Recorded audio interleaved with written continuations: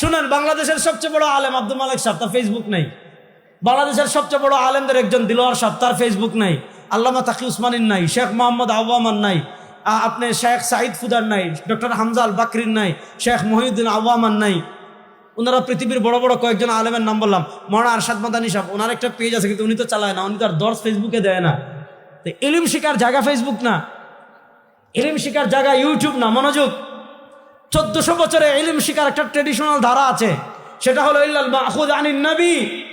আপনি ইলম শিখতে হবে নবী থেকে, আও আন ওয়ারাসাতিহি, আপনি ইলম শিখতে হবে নবীর ওয়ারিস আলেমদের থেকে। পদ্ধতি কি? তাদের লেকচার শোনা না। পদ্ধতি কি? তাদের অনুবাদ করা বই পড়া না। আপনি লেকচার শুনলে কিছু জানবেন, আপনি বই পড়লে জানবেন, কিন্তু আপনি যদি ইলমে দ্বীন শিখতে চান, আপনি যদি ওই 1400 বছরের ইলমের যে রাত পদার্থের ট্রেডিশনাল আলিম হতে চান, সেটার একমাত্র পদ্ধতি হাফিজ ইবনে হাজার আসকালানী বলেছেন বিতরিকিত তালিম। আপনি আলেমের সোহবতে গিয়ে, আলেমের সোহবতে গিয়ে তার সামনে হাঁটু গেড়ে বসে পড়ে যদি আপনি ইলম অর্জন করেন, ওইটা হবে আলেম, ওইটাকে বলা হবে ইলমে দ্বীন। আর যদি আপনি আলেমের সোহবতে যান নাই, 2-4টা বাংলা চটি বই পড়ে অথবা ফেসবুকে 2-4টা লেকচার শুনে আপনি যদি শায়েখ হয়ে যান অথবা আপনি যদি স্কলার হয়ে যান, আপনার চেয়ে বড় শয়তান আল্লাহর জমিনে আর কেউ নাই। মৌলানা মোহাম্মদ আব্দুল মালিক হাফিজাহুল্লাহ লেখা তালিবুল ইলমদের পথ ও পাথেও একটা কিতাব আছে, ওই কিতাবে পাবেন। আমাদের মুফতি আজম ছিলেন মুফতি মোহাম্মদ ফয়দুল্লাহ রাহিমাহুল্লাহ, অনেক বড় আলেম ছিলেন। তার লিখিত কিতাব ফয়জুল কালাম কাদের কাছে আছে দেখি হাত তোলেন তো। মাশাআল্লাহ, আপনারা পড়েন মনে হয় না? এই জন্য আল্লাহ কবুল করুক, এগুলো ভালো করে পড়বেন। মাশাআল্লাহ, শুনেন, ওই ফয়জুল কালামের লেখক যিনি মুফতি মোহাম্মদ ফয়দুল্লাহ রাহিমাহুল্লাহ, উনি যখন দারুল মঈনুল ইসলাম হাটাজারিতে পড়েন, তখন ব্রিটিশ শাসন চলে। তো ব্রিটিশ শাসনের সময় তখন তো হেলিকপ্টার এত অ্যাভেলেবেল ছিল না। এখন তো হেলিকপ্টার প্রত্যেক দিনই দেখেন আপনারা। তো হঠাৎ করে একদিন হাটাজারি মাদ্রাসার উপর দিয়ে ব্রিটিশের এক অফিসার, দর্শ চলতেছে তখন, ব্রিটিশের এক অফিসার হেলিকপ্টার নিয়ে যাচ্ছে। তো হেলিকপ্টার নিয়ে যখন যাচ্ছে, তো স্বাভাবিক, এখন যদি গ্রাম দেশের উপর, আমরা যখন গ্রামে থাকতাম ছোটবেলায়, হঠাৎ 8-10 বছর পরে যদি 2-1-3-4 বছর পর হঠাৎ একটা হেলিকপ্টার যেত, তো দেখা যেত গ্রাম দেশে এখনো যদি বক্তারা হেলিকপ্টার দিয়ে উপরে যায়, উপর থেকে দেখা যায় যে নিচে সব গ্রামের ছোট বড় সব বের হয়ে গিয়েছে। কি জন্য? হেলিকপ্টার দেখার জন্য। তো যখন হেলিকপ্টার যাচ্ছে, হেলিকপ্টার দেখার জন্য সব তালিবুল ইলম দর্শে বের হয়েছে। ওই যে যারা বের হয়েছে, ওই বের হয়েছে, তাদের আর নাম নাই। মুফতি ফয়দুল্লাহ রাহিমাহুল্লাহ তিনি বের হননি। তিনি বলেছেন, এখানে আমি উস্তাদজির কাছে কিতাব পড়তে আসছি, এখানে আমি দর্শ ছেড়ে, আমি তো হেলিকপ্টার দেখার জন্য আসিনি। দেখেন, বাংলাদেশ যতদিন থাকবে মুফতি ফয়জুল্লাহ রাহিমাহুল্লাহর নাম ততদিন থাকবে। সুতরাং শুনেন, আমরা যারা তালিবুল ইলম, আমরা ড্রোন ক্যামেরা দেখতে আসি নাই। আমরা যারা তালিবুল ইলম, আমরা মনে করেন হাতি দেখতে আসি নাই। আমরা চেহারা আমরা মনে করেন কি দেখতে আসি নাই, আমরা হেলিকপ্টার দেখতে আসি নাই, আমরা পড়াশোনা করতে এসেছি। সুতরাং মনোযোগ দিয়ে পড়বো তো সবাই ইনশাআল্লাহ? কারা কারা ওয়াদা বলেন মনোযোগ দিয়ে পড়া? পিচ্চিরা, মনোযোগ দিয়ে পড়াশোনা করবি তো ইনশাআল্লাহ? শুনেন, প্রশ্ন হলো, আল্লাহ তাআলা দুনিয়া থেকে আবার মূল পয়েন্টে আসেন। আল্লাহ তাআলা দুনিয়া থেকে ইলমে দ্বীন উঠিয়ে নেবেন। মনোযোগ দিয়ে শোনো, আল্লাহ তাআলা দুনিয়া থেকে ইলমে দ্বীন উঠিয়ে নেবেন আলেমদেরকে উঠিয়ে নেওয়ার মাধ্যমে। বাত ইয়ে হ্যাঁ ইয়ার, আলেম কোন হয়? আচ্ছা বলেন, কেউ যদি ফেসবুকে আলেমদের 100টা বক্তব্য শুনে, 100টা বাংলা বই পড়ে, এখন কত বই আছে রে ভাই, বই গুনে আপনি শেষ করতে পারবেন না। আপনি বাংলা বাজার ইসলামিক টাওয়ারে ঢুকলে আপনার মাথা আউলাই যাবে। আপনি যদি বাইরুতে যান, আপনার মাথা আউলাই যাবে। আপনি যদি আরবের লাইব্রেরিতে গুলো যান, আপনার মাথা আউলাই যাবে। সব বাদ দেন, আপনি মাকতাবাতুল আজহারে ঢুকলে আপনার মাথা আউলাই যাবে। এত এত বই আছে। তাহলে কেউ যদি এই এত এত বই থেকে নিয়ে 1000টা বই নিজে নিজে পড়ে, তাহলে তার কিছু ইলম অর্জন হবে কি হবে না? বড় আসতে বললেন। তার, আচ্ছা জুড়ে বলো, তার কিছু জানাশোনা হবে কি হবে না? মনে করো তাবলিগে যদি কেউ 1 সাল লাগায়, তাবলিগে যদি কেউ 1 সাল লাগায়, তার কিছু জানা হবে কি হবে না? সে অনেক কিছু জানবে। মোটামুটি কয়েকটি গুণের উপর মেহনত করি আমল করিতে পারিলে দিনের উপর চলা অতি সহজ। গুণগুলো এই: কালেমা, নামাজ, ইলম, জিকির, ইকরামুল মুসলিমিন, তাসহিহ, নিয়ত, দাওয়াত, তাবলীগ, কালেমা লা ইলাহা ইল্লাল্লাহ মুহাম্মাদুর রাসূলুল্লাহ। সে মোটামুটি কিছু একটা জিনিস শিখবে। কেউ যদি আপনার বাংলা 1000টা বই পড়ে, তারও কিছু জানা হবে। এখন প্রশ্ন হলো, কেউ যদি নিজে নিজে 1000 বই পড়ে, কেউ যদি তাবলীগে কিছু জিনিস শিখে, তাকে আলেম বলা যাবে কি না? আপনি তো বলছেন জি না। এখন সে বলল কেন বলা যাবে না? শুনেন, ইসলামী শরিয়ায় আলেম হওয়ার পদ্ধতি মাত্র একটা।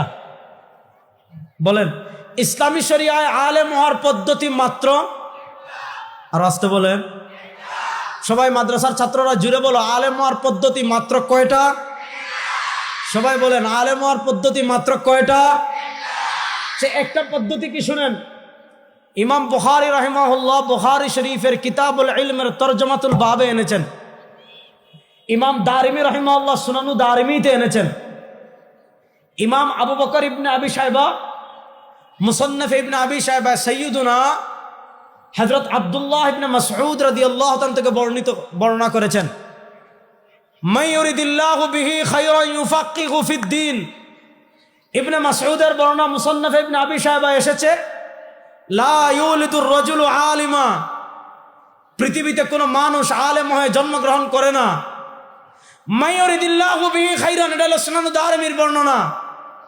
আল্লাহ তাআলা যার কল্যাণ চান, আল্লাহ তাআলা যার ভালো চান, মান ইউরিদিল্লাহু বিহি খায়রান, আল্লাহ তাআলা যার কল্যাণ চান, আল্লাহ তাআলা যার ভালো চান, ইউফাক্কিহু ফিদ্দীন, আল্লাহ তাআলা তাকে দ্বীনের ইলম দান করেন, আল্লাহ তাআলা তাকে দ্বীনের সমঝ দান করেন, আল্লাহ তাআলা তাকে দ্বীনের বুঝ দান করেন, আল্লাহ তাআলা তাকে দ্বীনের ফিকহ দান করেন। মান ইউরিদিল্লাহু বিহি খায়রা, আল্লাহ যার কল্যাণ চান, ইউফাক্কিহু ফিদ্দীন।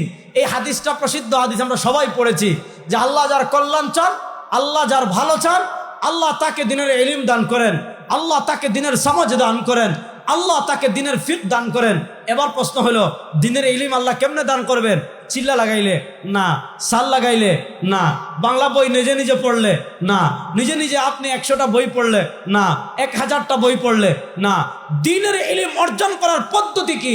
আল্লাহর সরওয়ারে দু আলম সাল্লাল্লাহু আলাইহি ওয়াসাল্লাম বলেছেন, দ্বীনের ইলম অর্জন করার পদ্ধতি হলো একটা, ইন্নামাল ইলমু বিত্তাআল্লুম, ইন্নামাল ইলমু বিত্তাআল্লুম। আপনি যদি দ্বীনের ইলম অর্জন করতে চান, তাআল্লুম লাগবে। আপনি আপনার উস্তাদের সোহবতে যেতে হবে, আপনি মাদ্রাসায় যেতে হবে, আপনার উস্তাদের সান্নিধ্য, হয় মাদ্রাসায় যান অথবা খানকায় যান অথবা মসজিদে যান অথবা উস্তাদের বাসায় যান, জায়গার কোনো দর্তব্য নাই। আপনি যে কোনো জায়গায় গিয়ে একজন উস্তাদের সামনে একজনকে উস্তাদ মেনে তার কাছে হাঁটু গেড়ে বসে যদি আপনি ইলম অর্জন করেন, ওইটা হবে প্রকৃত ইলম। আর আপনি যদি উস্তাদের সান্নিধ্যে গিয়ে ইলম অর্জন করেন, আপনি হবে আলেম। আর আপনি উস্তাদের সোহবতে না গিয়ে আপনি 2-4টা বাংলা চটি বই পড়ে অথবা তাবলীগে সামান্য সময় লাগিয়ে আপনি যদি ফতোয়াবাজি করা শুরু করেন, আপনি যদি নিজেকে আলেম বলা শুরু করেন, আপনি যদি নিজেকে ইসলামের দায়ী বলা শুরু করেন, এর চেয়ে বড় শয়তান আল্লাহর জমিনে আর কেউ নাই। ইন্নামাল ইলমু বিত্তাআল্লুম। আপনি ইলম শিখতে হলে আলেমের সোহবতে যেতে হবে। দেখেন, এই তরজমাতুল বাবের এই যে বর্ণনাটা এসেছে বুখারী শরীফের কিতাবুল ইলমের তরজমাতুল বাবে, এটার ব্যাখ্যা করেছেন ইমাম ইবনে হাজার আসকালানী রহমতুল্লাহ আলাইহি। ইমাম ইবনে হাজার আসকালানী রহিমাহুল্লাহকে আমরা কম বেশি চিনি সবাই। 852 হিজরিতে তিনি ইন্তেকাল করেছেন। ইমাম ইবনে হাজার আসকালানী রহিমাহুল্লাহকে বলা হয় হাফিজুদ দুনিয়া। ইমাম ইবনে হাজার আসকালানী রহিমাহুল্লাহর লকব হলো হাফিজুদ দুনিয়া। এই হাফিজ মানে কোরআনের হাফিজ না, এই হাফেজ মানে হলো হাফিজুল হাদিস। তিনি হাফিজুল হাদিস ছিলেন। এই হাফিজুল হাদিস তিনি শুধু এক এলাকার না, ইমাম ইবনে হাজারকে বলা হয় হাফিজুদ দুনিয়া, সারা দুনিয়ার তিনি হাফিজুল হাদিস। বুখারী শরীফের সবচেয়ে বিখ্যাত এবং সবচেয়ে গ্রহণযোগ্য ব্যাখ্যা গ্রন্থ লিখেছেন ইমাম ইবনে হাজার আসকালানী রাহিমাহুল্লাহ, যেটার নাম হলো ফাতহুল বারী। তো এই তালিক সূত্রে যে বর্ণনা বুখারী শরীফে এসেছে, ওই বর্ণনার ব্যাখ্যা করেছেন ইমাম ইবনে হাজার আসকালানী রাহিমাহুল্লাহ ফাতহুল বারীতে, এবং ইমাম বদরুদ্দিন আইনি, তারা কিন্তু কাছাকাছি। ইবনে হাজার আসকালানী ইন্তেকাল করেছেন 852-তে, আর বদরুদ্দিন আইনি 855 বা 57-তে ইন্তেকাল করেছেন।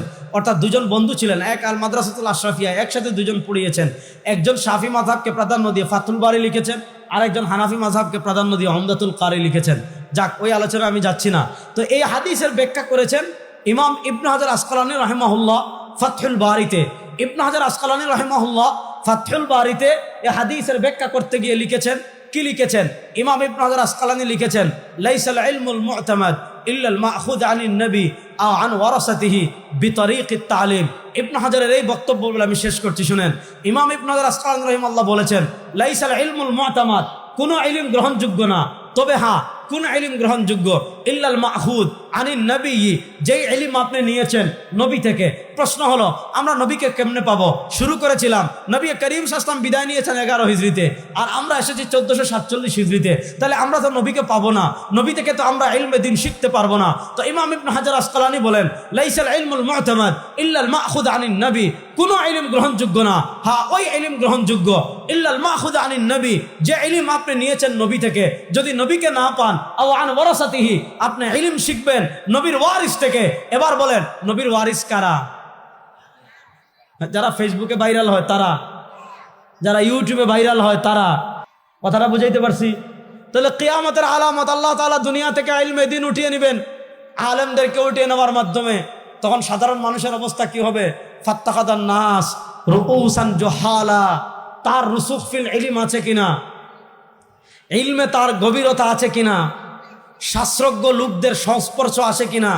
আপনি আল্লামা ইবনে আবিদিন শামী রাহিমাহুল্লাহর শরহ উকুদ রাসমিল মুফতি পড়লেই পাবেন, তিনি লিখেছেন লা ইয়াজুজুল ইফতা লিমান লাম ইয়াতাআল্লামিল ফিকহা লাদাই আসাতিযাতিন মাহারা। ওই ব্যক্তির জন্য ফতোয়া দেওয়া জায়েজ নাই যে ব্যক্তি অভিজ্ঞ শিক্ষকের সান্নিধ্যে গিয়ে ফিক ফতোয়া শিখে নাই। আর আজকে আমরা দিন শিখি কাদের থেকে? আজকে আমরা কোরআন শিখি কাদের থেকে? আজকে আমরা শরিয়া শিখি কাদের থেকে? বাস কেউ যদি কোনোভাবে ভাইরাল হয়ে যায়, কেউ যদি কোনোভাবে লাইক ফলো কমেন্ট ফলোয়ার এবং তার ভিউ যদি বেশি হয়ে যায়, সে শাস্ত্রজ্ঞ লোকের সংস্পর্শে গিয়েছে কিনা, সে আলেমদের সান্নিধ্য থেকে একাডেমিক পড়াশোনা করেছে কিনা, এগুলো আমরা চিন্তা করি না। এগুলা চিন্তা না করার কারণে আজকে আমাদের ডান বাম সামন পিছন সব দিক থেকে ফিতনা। এই ফিতনা থেকে বাঁচার জন্য উলামা ইকরামের সান্নিধ্যে গিয়ে দিন শিকার কোনো বিকল্প নাই। আল্লাহ তাআলা আমাদের সবাইকে আলেমদের সান্নিধ্যে গিয়ে দিন শিকার তৌফিক দান করুক, আমিন। আল্লাহ তাআলা যে কথাগুলো বললাম আমাদের আপনাদের সবাইকে আমল করার তৌফিক দান করুক, আমিন। ইন আসাবতু ফামিনাল্লাহ ওয়া ইন আখতাতু ফামিন্নি ওয়া মিনাশ শাইতান। সুবহানাকা আল্লাহুম্মা বিহামদিকা আশহাদু আল্লা ইলাহা ইল্লা আনতা আস্তাগফিরুকা ওয়া আতুবু ইলাইক। আসসালামু আলাইকুম ওয়া রাহমাতুল্লাহি ওয়া বারাকাতুহু।